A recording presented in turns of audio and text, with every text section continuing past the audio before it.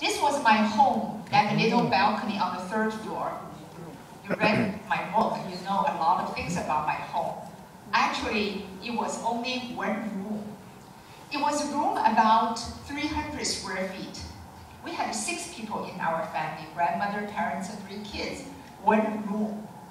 Back then, the living condition in China was poor. Housing was very crowded, especially in the big city like Shanghai.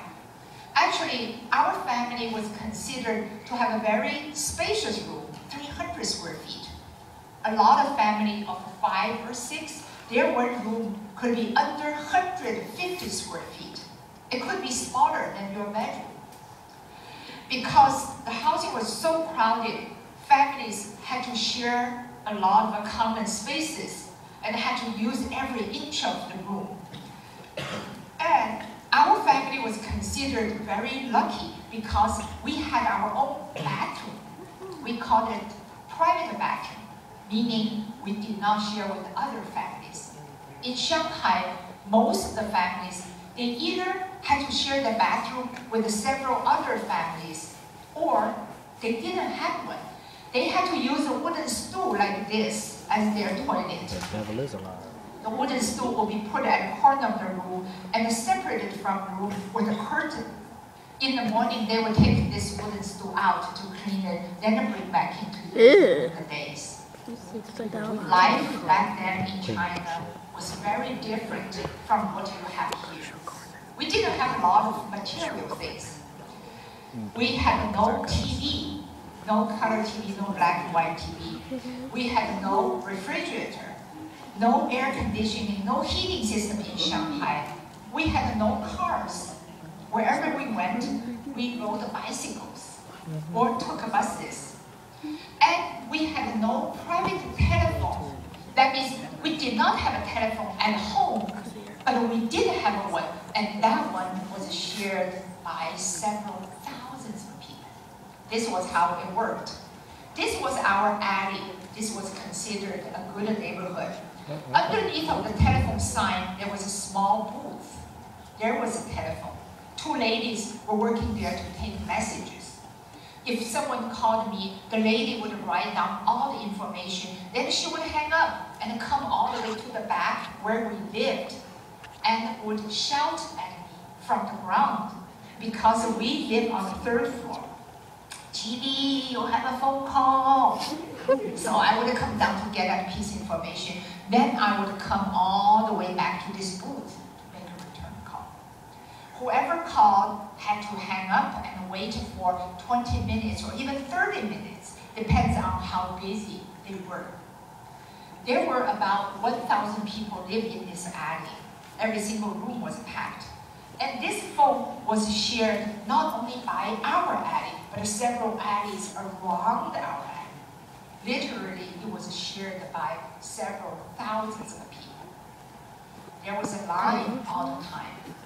Not only you will not have a privacy, because whatever you say, people in the line could hear.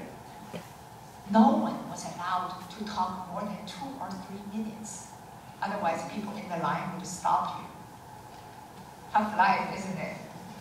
No TV and no telephone. I bet you talk to your friends for hours sometimes. But we didn't complain. Actually, we were quite happy, although we had very limited material things. I remember I loved to talk to my girlfriends, but everyone's home was very small. We didn't have a place to go. We would stand here in the middle of the alley talking about a book, a movie, or the world affairs for hours and hours, until midnight sometimes. We were quite content until the Cultural Revolution started. As I mentioned earlier, Chairman Mao was loved by almost everyone. By the time the Cultural Revolution started, he was worshipped like a god. His name was mentioned in every song. His pictures were displayed everywhere. Everyone wore his buttons every day. And these buttons became so popular, so desirable. And his writings became the only books that we studied every day. All these are his writings. And this particular one was called the Chairman Mao's quotation. It's a collection of his quotations from his speeches. We also call that precious red book. Here is a precious red book, the real one. This was the most popular book back then because everyone had to study this many times during the day. We always carry it in our pocket. This book has 270 pages.